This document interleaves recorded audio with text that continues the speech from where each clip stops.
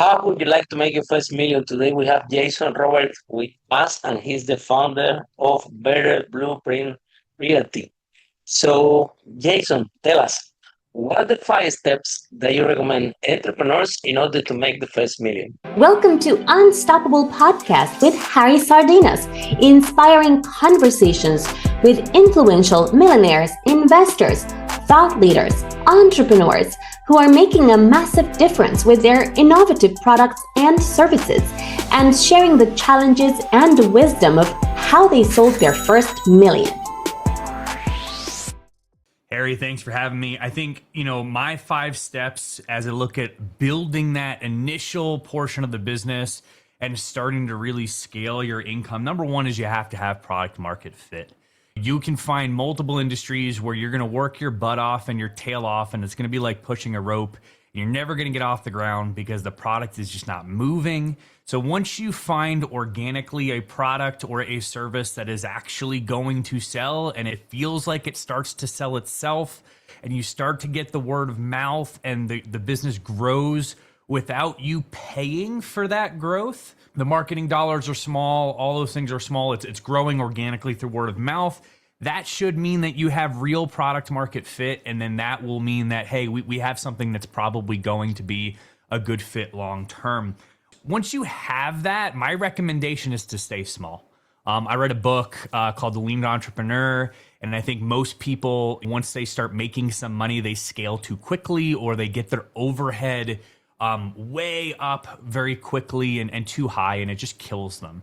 So I think staying lean, staying small, either a 1, 2, 5-man operation, and hiring A players to ensure that you're keeping your margins really high, you're getting the return out of investment out of every single employee that you are hiring, is going to be critical. Like, I think it's very difficult for new entrepreneurs who don't have a ton of experience managing individuals, are new to the business themselves, it's growing, whatever, to feel like they're capable of hiring A players or understand how to manage A players. But it is so crucial, because otherwise you're just going to be hiring people that are going to do your job worse than you could be doing it. And it's just going to eat up margin, eat up cost, and create more overhead. So you got to find product market fit. You've got to stay small and limit the overhead for a year or two as this starts to scale. You have to hire those A players that are going to be multiplicative for your business to really grow this thing to the next level. Number 4 for me is to constantly reinvest into the business. So every dollar that I earned, basically for the first 3 or 4 years of my business, I continued to reinvest in my business. And we were lucky enough, every year that we were around, we doubled our income every single year for the first 5 years. We're in year 5 right now, so we're still on track to continue doubling. And I think reinvesting that money or continuing to empty the bank account back into the business strategically has been a big portion of that for us. And then lastly, finding complementary avenues here have been probably the biggest thing for us. We haven't been a one-trick pony. I sell real estate. We sell specifically investment properties, and we flip a lot of homes. And the jumping off point to other streams of revenue from there wouldn't necessarily be straightforwards, but you need to be able to survive all sorts of markets, down markets, challenging markets. And so where can you bolt on other capabilities and skill sets that are very, very adjacent to where you are right now, but are going to increase total profitability, margin, total contract value per client? I'll give you an example. We have a mentorship program that we teach that is hugely valuable and teaches people how to flip properties for 6-figure net profits. And that's an awesome, awesome program. It helps benefit those people. They get to start making a significant net worth themselves. But what it did for our business was not just make it so that we were reliant upon flips or investment properties ourselves, which pay you every 4 to 6 months. But now we can also sell investment properties to mentees in a much more repeatable, lower risk pathway. And so now we've diversified our income, we stabilized our income, we've made it much shorter time frame, and we've increased our total margin in a very low effort manner that didn't require us to reinvent the business or go do something that we weren't already familiar with. So those are my 5 steps. Make sure you've got product market fit, stay small, hire A players, constantly reinvest in the business, and find complementary verticals that are going to increase your total margin. Of the 500 millionaires that we interview in this podcast, Jason, 1 out of 5 are property millionaire, property investors. They are related with real estate. They have different strategies. Some of them, they develop warehouses. Some of them, they develop self-storage. They do high rises. They do buy to own. They do Airbnb, different strategies. So can you tell us what are the good, the bad, and the ugly on become a property entrepreneur? I think clearly it's a very good vehicle to build wealth because the statistics are showing this in this podcast. Like I said, 1 out of 5 of the 500 millionaires we interview already here in this podcast, they are related with property. So tell us what is the good, the bad, and the ugly to be a property entrepreneur. Harry, I think that's a great statistic, and I think it's interesting you just having that experience with your guests, because I think, as we know, real estate's probably made more millionaires than any other industry out there. And I think the encouraging thing for mom and pop individuals, people that want to build their net worth, is that it's not complicated. You don't need to be a rocket scientist. You don't need to be Elon Musk. You don't need to be a software engineer. You don't need to invent some new widget. It's been around for forever. The government incentivizes it, and we can take advantage of it in multiple ways over a long period of time to be successful, right? It's a guaranteed bet if you can stick in it for 10 plus years. So, I think there's a lot of strategies to becoming wealthy in real estate, and there are a lot of different avenues, probably 30 or so different real estate strategies. What I see a lot of with different individuals is a lot of this kind of shiny object syndrome, where, like you had mentioned, there's developers and there's multifamily and there's storage units and there's Airbnb. And guess what? They all work. Like, there's a market for each one of those things. And if you live in Chicago versus Buffalo, New York versus California, maybe one strategy is going to work better than the other. But I think, that's where a lot of people in the space get stuck, is like that analysis paralysis. Which avenue do I go? Which ones, are really just smoke and mirrors, because there's a lot of people on social media saying how great things are, and then you don't see the pain in the background. But to me personally, if I was to say, hey, what's good, like which work well that I see most people can take advantage of, I break them down into 3 buckets. We have like primary residence strategies that you can take advantage of for your own home, that are really aggressive interest rate, great tax advantages, all of these things. And everybody can do this. The second bucket is the kind of cash multiplying strategies, which is, hey, I've got a limited amount of net worth, whether that's $0, $200,000, even $800,000. To me, that bucket is a good place to start.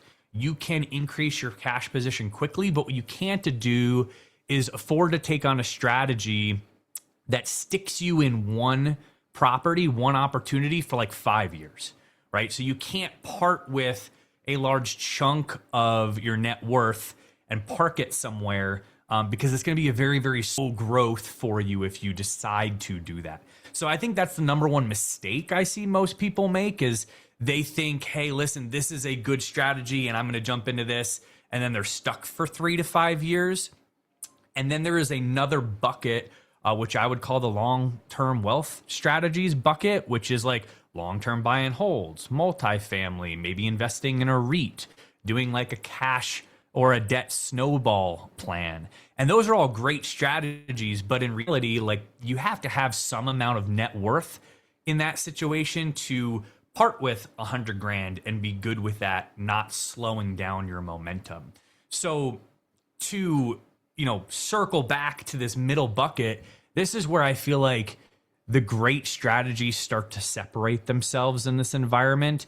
Because if you have 20 grand or if you have 40 grand or if you have 200 grand, you can't take 100 of that and stick it in a long-term rental and stay there for 5 years. Like, that's a very slow method to build up. So this is why I love fix and flips. This is why I love the BRRRR strategy, or at least BRRRR into an Airbnb.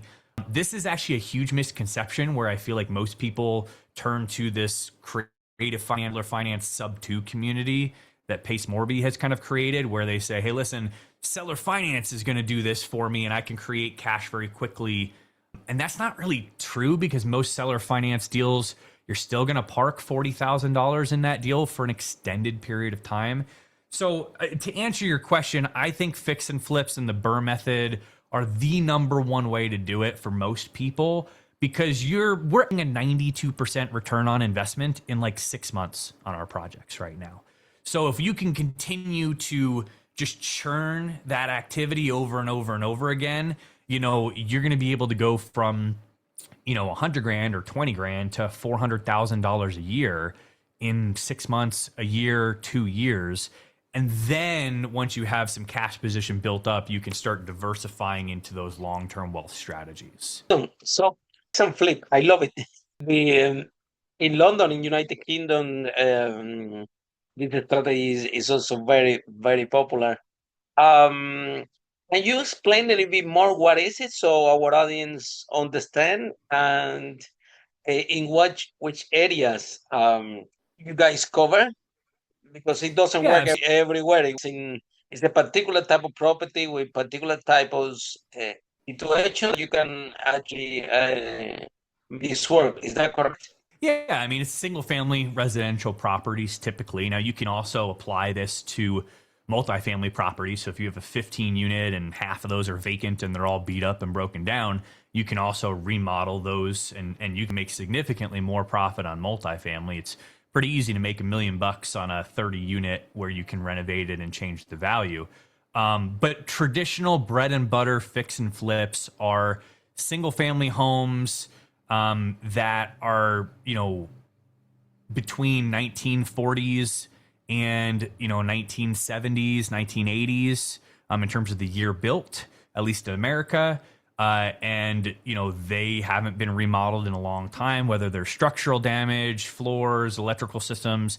Usually what we're taking on are full renovations. So stud down remodels, we're tearing out drywall, we are changing the layout a bit of that home. We're maybe finishing the basement, adding some bedrooms. So we're going to take the existing layout, put in what our ideal property layout is, and then turn around and sell that property. So for example, we had a project that we did in Denver, Colorado, where we bought it for $480,000. We put about $130,000 into the remodel, and we sold it for $860,000 in about 4 months total from closing to closing. And that wound up netting us about $120,000 on that project. So what is the due diligence and how the strategy actually works? So the most important thing is to buy the house at a good price. Is that correct? Or we have a saying in London. We have a saying in London that you make money when you buy the house. My first business was in property. It was about 20 years ago. In London, we did rent to rent. We were renting the units and the properties, and then rented the units individually. So imagine 20 years ago, it was no Airbnb. So we have like a blue auction, and it was literally no competition. And on top of that, there was a credit crunch. So imagine for 2008, 7 and 8, because the people lost their jobs, they couldn't rent the whole flat. So they back the flats, and for the same reason, they couldn't afford the flat. That the only thing they could afford, it was a room. So then I have a lot of flats empty, where the landlords are looking forward to rent them, and And I went to and tell to the landlord, look, do you mind if I rent room by room? And they would say, of course, absolutely, we have a mortgage to pay. So, and then on the other side, everybody wanted to rent rooms. So Yeah. it was So you very, were doing rent by the room 20 years ago. yeah. In London, they call it rent to rent. I don't know. Here, you guys in US, I think you call something similar like co-living, is my Yeah. understanding, kind of Yeah, that's things. how they've rebranded it and made it Yeah, trendy again, right? exactly. Like That's the the sexy name, right? But again, that wasn't a strategy, and this strategy didn't even have need to have money, right? Because we're renting the property and rent it again, and so and very good in cash flow. yes. It was producing a lot of cash flow. So down the line, I'm gonna ask you a question so you can clarify to our audience. Okay, what are the difference between no money down? Okay, like you bought the house with no money, and fix and flip. We're able to fix and flip with no money down. Tell us So a little bit more about the process. yeah, so we use a process of lending called hard money. These are construction loans that are designed to be short-term loans and designed to give you competitive advantage in the marketplace to pick up properties at a discount. Harry, you mentioned something earlier that's super important. You make me on the buy side. You're absolutely correct, right? It is the most important thing a fix and flipper can do is analyze a property correctly, non-emotionally, with their own criteria that says this is or is not a deal, and they have enough margin in that deal to cover everything in the worst case scenario, right? So if they can eliminate all the risk, then all they're left with is upside. The number one rule is never lose money when you're investing. So that's a huge differentiator for us and our program and our company is, we have very specific go, no go criteria. My background is engineering. And so we've designed things over time based on transient markets and markets that have dipped significantly on us. In 2023, when the rate hikes were happening in America, I had buddies that were losing $40,000 a flip and they had 10 flips going at a time, right? So that's hard to survive. So even in that market, How you I was mitigate still, that risk, Jason? what's that? How you manage to mitigate that risk in your business? You have to mitigate that risk. Otherwise, you're not going to be around very long. And the reality is there's a lot of fix and flippers that get in it for 6 months and then they get out because they didn't make what they anticipated that they were going to make, or they're not willing to then document all their mistakes and put a system that fixes that, right? And so, again, I had a lot of people that were losing $40,000 a project for 10 projects, and they just worked with 2021's market where everything was going up so easily in price, and that was all of their mistakes. So, again, to your point, can you mitigate that risk? Yeah, absolutely. I bought homes all through 22, 23, 24 when the market was going down in my area. Matter of fact, it was going down 2% a month. So we lost 15% to home value over 8 months, which is a really challenging environment to fix and flip in. And we were still doing it and we were still making money. So you just have to take into account what are the worst case scenarios, which in my mind are severe market dips. Like if the market's changing by 2% a month, what can happen to the price of that home? If you go over on your construction budget, what happens? If you hold the property for a significantly longer period of time than you anticipate and you have carrying costs associated with that, what happens? And then what happens if all three of those things happen at the same time, right? Do you have the margin to cover yourself, right? So I think if you're taking those things into account and you're actually accurately estimating your construction budgets, you can mitigate 90% of the risk in these fix and flips. Make sure you're buying it correctly and then set yourself up well for the long run. When do you know that you're offering a good price for the house? For some properties, right? If you give them maybe $15,000 below market value, they say yes. Sometimes 20,000, sometimes 30,000. So when do you know what is that point? Like if you go a little bit lower, they're gonna tell you no.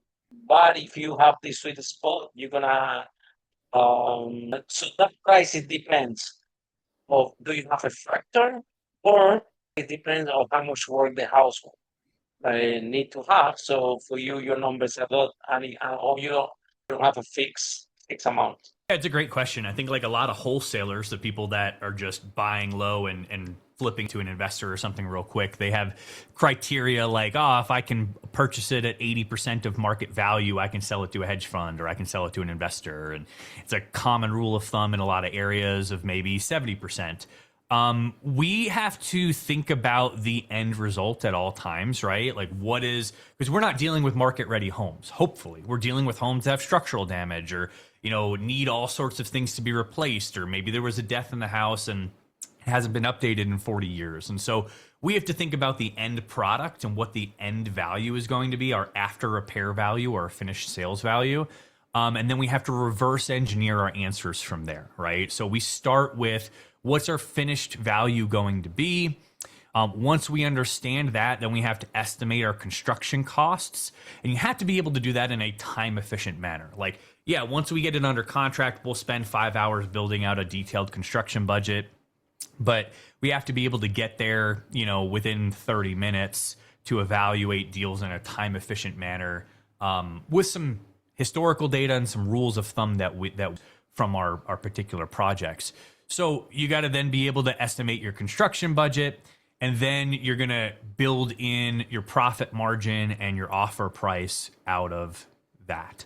So, to answer your question, there's no like, hey, $20,000 under market value, because this isn't a market ready home. So we have to go based off of the finished value. That being said, we do have some specific criteria that say, hey, is this worth our time? I don't take on projects that are less than 80% return on investment from a cash out of pocket versus net return to myself. That's not a gross return, that's a net return. We're averaging about a 92% ROI. And usually that's a six-figure net profit deal for ourselves as well. And that's what we teach our students how to do, is take on six-figure net profit deals. So, between... So the 92% ROI gets calculated. So our audience understand a little bit more about it. Yeah, absolutely. Can I share my screen? No, because it's audio, so that in the gym, they won't be able to see it. Yeah, absolutely. Yeah, so we have a calculator that we use that we've built custom for our business. We have our after repair value. Say I'm working a deal right now. We just got it under contract last night, literally, and I'm selling it to one of our students this morning. So I'm going to walk you through that deal right now. This is a project in Wheat Ridge. It is probably a 60 construction timeline, and it'll probably close, from closing to closing about 3 months, because it'll 30-day close once it goes under contract when we go to sell it. This one is going to be worth about $730,000 on the back end of this deal. It's going to cost about $130,000 in repairs. And that number we create through our past construction budgets. We will create a price per square foot metric. Hey, based on, is it a cosmetic remodel? Is it a stud down renovation? Are we doing an addition? Like, how severe is the remodel for this? And based on that scope, or the rough scope, we will assign like a price per square foot calculation based on our past performance. That actually gets us super close. Like, we're usually plus or minus 5% of our construction budget within 30 seconds with that rule, because it's all historical data. So that's great. We're within 10 grand typically of our construction budget. So resale at $730,000, repairs at $130,000. And this one, the student's going to be purchasing it for $449,000, right? So how do we calculate our margin? Well, what we need to do is we need to take out any of the sales commissions, any real estate commissions when we're going to sell this property on the back end. And our students have us sell it because we own a brokerage and we cut them a significant discount here in doing that. But you got to calculate your real estate commissions, take that out.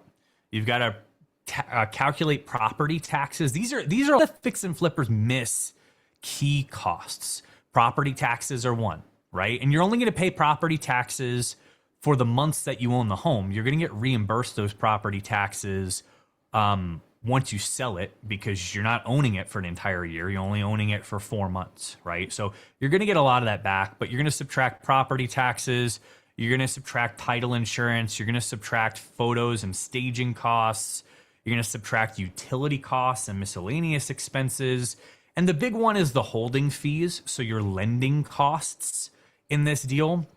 So to give you example numbers on this deal, realtor commissions are about $33,000 in total. Property taxes are about $2,700 in total. Title insurance is $2,500. Staging and photography is $3,200. Miscellaneous expenses such as utilities are $2,750. And then holding fees, which are 3 months worth of mortgage interest and fees and things like that from the lender, are about $17,000 in this case. And then we have property insurance, homeowners insurance, for another $900 over the 3-4 months that we're going to hold it. So in total, all of those sales fees, utilities, taxes, lender fees come out to be about $62,000. I'm rounding. And so if we're So buying you guys it, pay 400,000 for the property plus 62,000 in all those fees, right? yeah, we're paying $449 for the property. So 449 for the property. Yep, plus $62,000 in fees means we're in it for $511 plus our construction budget of $130,000 means that we're in this for a total of $641,000, and we're selling it for $730,000. So it's a net of about $88,000 on this project in 60 to 90 days.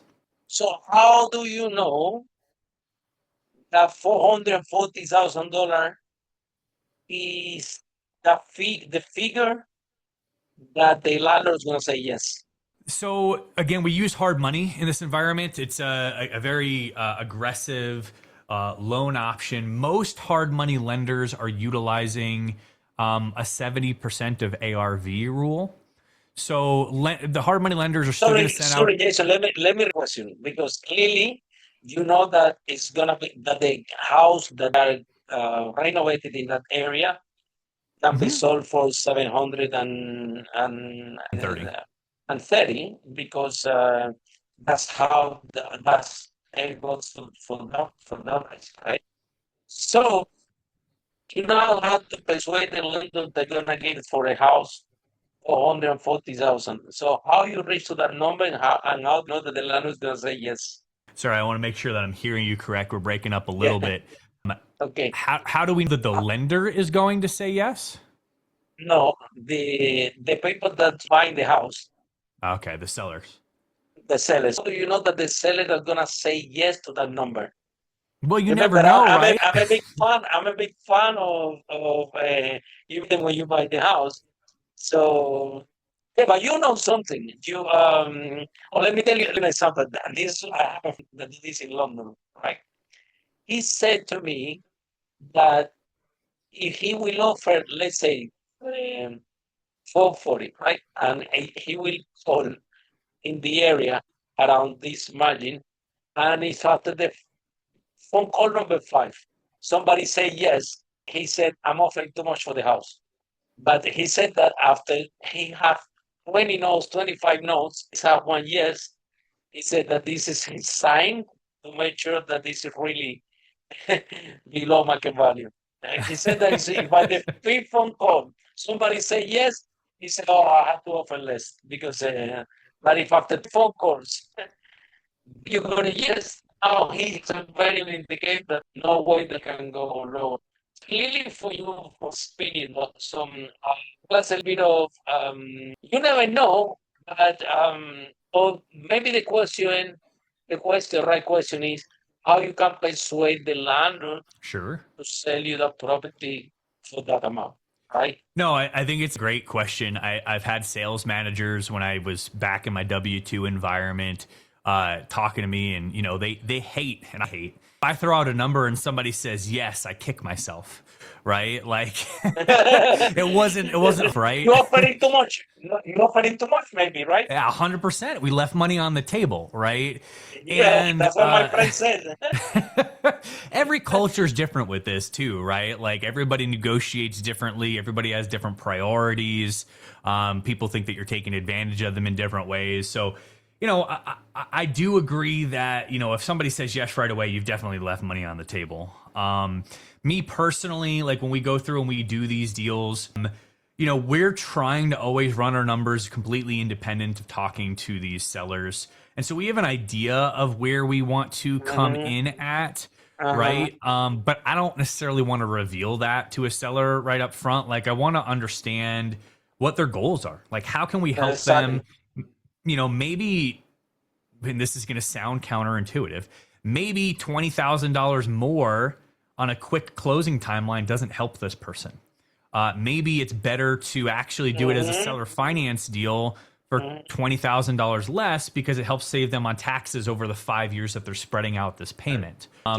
Each person has unique circumstances. Maybe they have a foreclosure situation.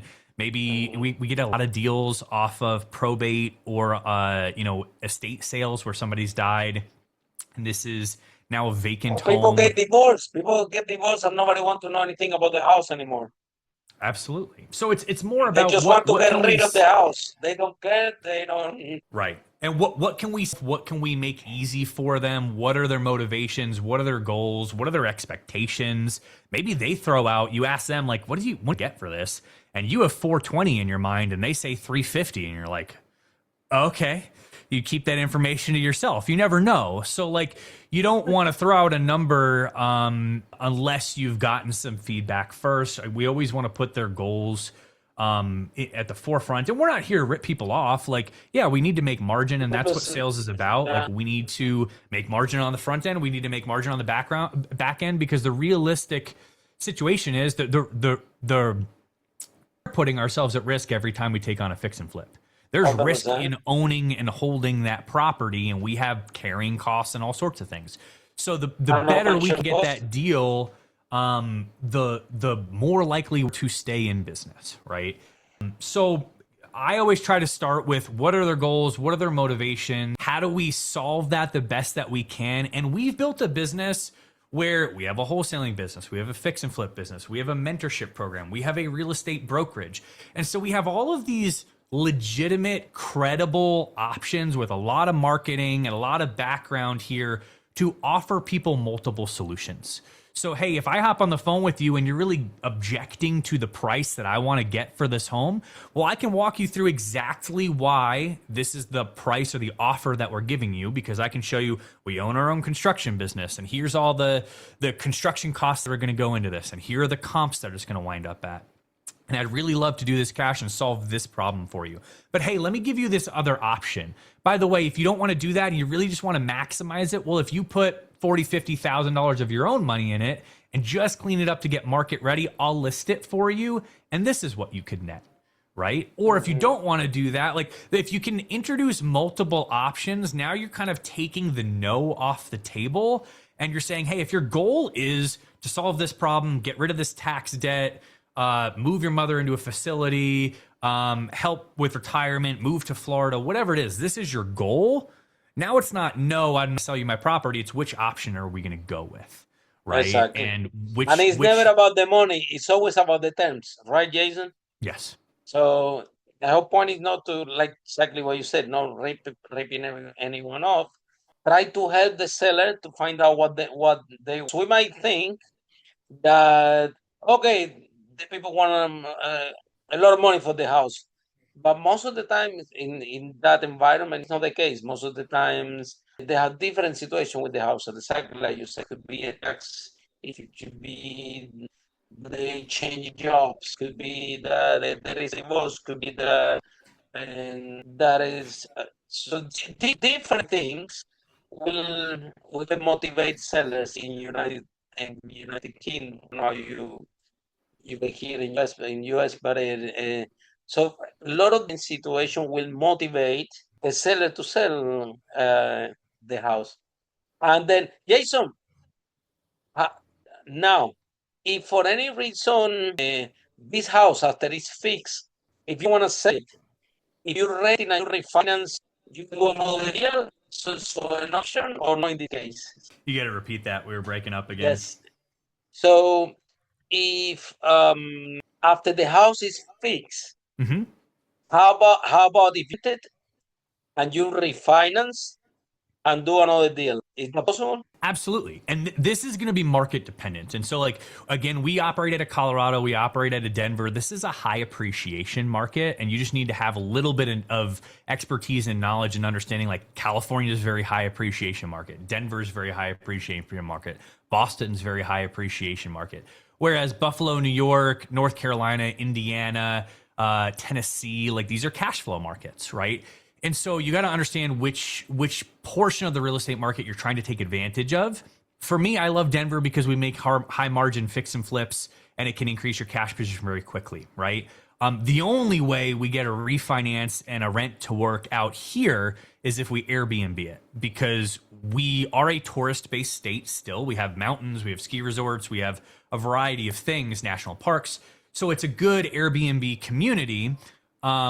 But the long-term rents are nowhere near what they need to be to cash flow a $700,000 home out here. So for example, you know, that 1% rule where if you buy a home for 100 grand, can you rent it for 1%? So can you buy a home for 100 grand and rent it for $1,000 a month? That's a great rule of thumb to say, hey, this is going to be a good long-term rental. We're at like half of that in Denver, right? If I have a $700,000 home, I'd be lucky to rent it for $3,500 a month. So it's very difficult to cash flow higher priced homes out here. You could cash flow $350,000, $400,000 homes out here, but it's like $200 a month, right? So it's not going to change your life if you're stacking those for 10 years. But again, we've launched our mentorship program nationally. All of these locations nationally, absolutely this works to where you can refinance it, keep it, and then rent it out and make $500, $800, $1,000 a month in cash flow in these local markets. So if you think about Kansas City, Missouri is a great example of a market like this, where you buy something for $40,000 to $80,000. You put $80,000 into it, and it's going to refinance at $280,000. You pull all your initial investment out. You actually maybe even pull a little bit more out, so you make some cash. And then you can rent that thing and still cash flow for $500 a pop. So that's obviously like the golden standard for repeatability of this process, because now you're getting the advantages to a fix and flip, which is the cash and the equity that you are forcing into this property. And you're creating equity with the long-term advantages of owning real estate over a period of time. You know, depreciation, tax advantages, cash flow, debt pay down, all of these things that investors have always historically turned to real estate for. So you're kind of marrying the best of both worlds in that scenario. We've hybridized it in Colorado because we have to make the Airbnb mechanism work with it. But yeah, just about anywhere that you're at, you can make that work.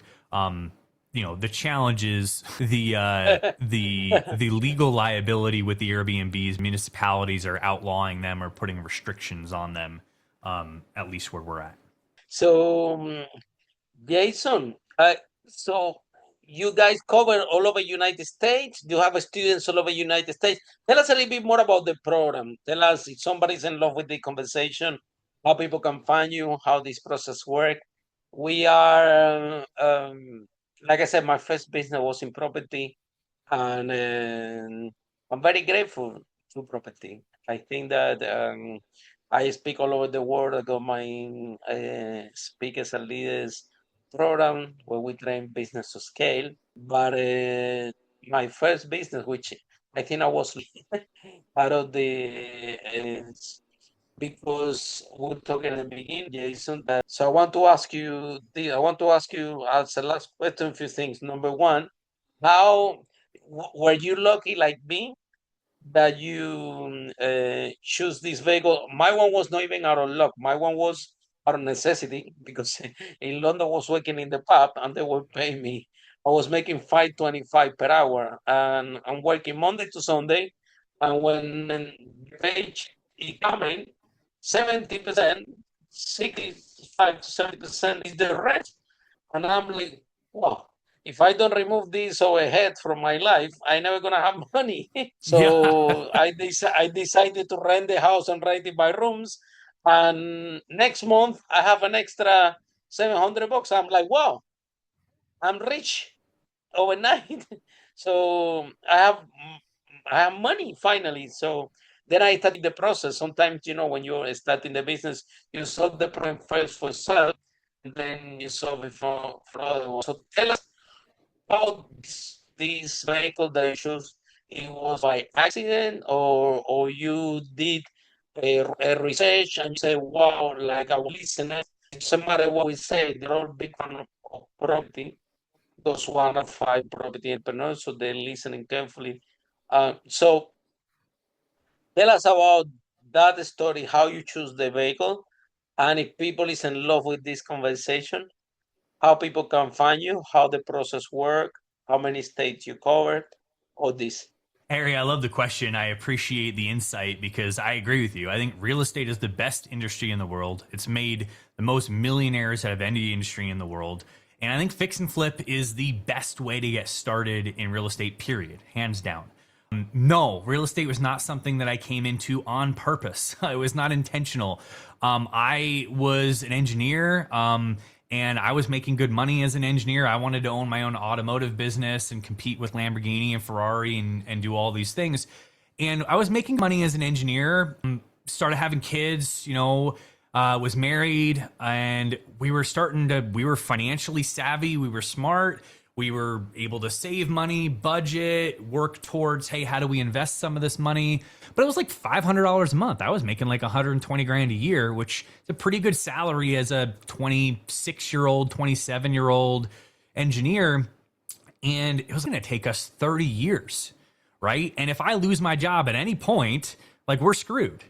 Right. So like as a husband, as a father, as, somebody who doesn't want to retire when they're 70 years old, I was looking at everything. I was like looking at gold, crypto, mutual funds, real estate, like what is going to move the needle in a real way that's going to make a difference in our lives to where if something happened at my job or if I wanted to have independence and freedom, like how could I actually have ownership over that skill set? And that's where real estate kind of came in. I looked at it and was like, wait a second. So I'm looking at these strategies and I want to do fix and flips. I don't need to spend any of my own money. I don't need to have any money down for these projects. And I can make 60, 80, 120, 240,000. We've made $320,000 on an 8-week project before, right? So the first year that I did real estate, I did one fix and flip and it was a mess. I had to sue my contractor on my first project. That was also my employer at the time. It was a mess, but we made 80 grand on that project. And then I turned around and I was talking to people about it. And all of a sudden I raised $400,000 to do 5 more projects. And it was like, hold on a second. I'm in sales. It's not supposed to be that easy. Right. And I kind of stumbled into product market fit where it's like, hey, everybody knows real estate. They're familiar with it. They've owned a home at some point. The government incentivizes this. That means that they're much more comfortable investing in this environment. And now we went and did immediately 5 more fix and flips, right? So in my first year in real estate, we made $400,000 and it was like a complete game changer for my life. That gives you the cash and the ability to now invest in other things and completely change how you're going to go and live. Are you going to go work 3 months and then travel the rest of the year and just do one project at a time? Are you going to grind it out and make 7 figures a year doing something like this, right? So at our peak, we were doing about 20 fix and flips a year, and we were making a ton of money doing that. Now we're teaching people how to do this through Better Blueprint Academy because honestly, like, again, it's not rocket science. I love working with people. I've made some of my best friends out of this mentorship program. All of our employees have come through this mentorship program and either joined our brokerage from the mentorship program, joined our wholesaling business from the mentorship program. So like we build long-term relationships with these people and we want them to be successful. And this started out as, hey, we're going to give you a 10-year engagement and build custom real estate strategies for you so that if you graduate from fix and flipping, let's go into multifamily. Like let's build your net worth. That's the goal, right? So that's where this transition to. We've done it in Colorado for 5 years now. We've had a lot of really good success, and we've just nationalized this program and recorded everything in a way and created the communities and created the engagement methods to allow other states to join in these activities. And we've got an awesome support system for that. You know, we have affiliates, attorneys, contractors, supplier programs that are just going to save the average fix and flipper thousands of dollars every single year in that process, as well as giving them all 36 of our tools to actually go through and do the deal analysis and have the contracts in place so you don't have to sue your contractor on your first job, right? Like all of these things are now there. So, you know, if anybody wants to find us or wants to get involved in this or wants to start building their net worth and translate that experience from there, Better Blueprint Academy is the easiest way to find us. BetterBlueprintRealty.com. It's the easiest way to find us. I'm always available, or you can jump on with a member of our team. Yeah, and we're just looking to grow this and to grow this kind of. Thank you so much, Jason, for being at the podcast. And for all of you following the podcast, see you at the next episode of Unstoppable, how brave entrepreneur like Jason break that wall and achieve the first million. Bye for now. Follow us for more interviews with world's most influential, audacious entrepreneurs that overcame challenges and adversity, providing you with the blueprint of how they sold their first million so you can grow your business exponentially.